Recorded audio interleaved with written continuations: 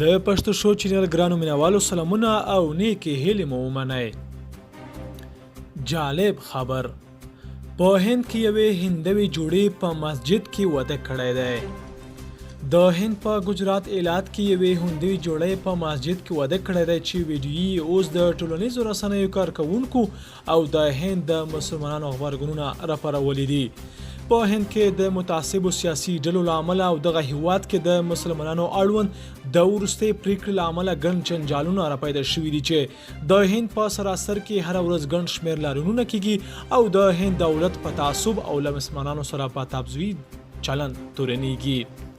په داسې حال کې چې د هند د کیرلا په ریاست کې یوې هندي جوړې د مذهبي هماهنګۍ او د تعصب د ختمولو په موخه د مسلمانانو په مسجد کې خپل واده ترسره کړی دی چې د یاد پیښې پر وړاندې ګڼ شمېر هندي مسلمانانو غبرګونونه ښودلي او دغه کار یې د مسلمانانو د مذهب او د مذهبي ځایونو سپکاوی ګڼلی دی. د ناوې مور د خپلې لور د واده لپاره پیسې نه لرلې، خو په وینا یې د لور د واده لپاره یې له ګاونډیو او خپلوانو څخه پورونه اخیستي دي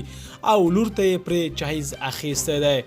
په همدې حال کې د مسجد مسؤلینو د یادې مېرمنې مدد ته رادنګلي دي او له نوموړي غوښتي دي چې دوی کولی شي په کم مصرف سره د مسلمانانو په مسجد کې د خپلې لور د واده مراسم ترسره کړي ترڅو د واده پر مهال له درنو خرچونه بچ شي. د کیرلا علي وزیر په خپل ټویټر لیکلي و چې د واده والا جینۍ له خلکو نه مرستې غوښتنه کړې وه چې مسلمانانو ورسره مرسته کړې وه او د نوموړي د لور د واده مراسم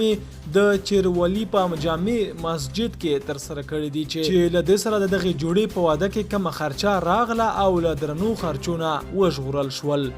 ګرانو مینوالو، که تاسو دغه ویډیو خوښه شوي نو لایک او شیر یې کړئ. د پښتو شو چینل سره پاتې شئ ترڅو د ورځ په جریان کې تاسو ته تازه او مهم خبرونه وړاندې کړي.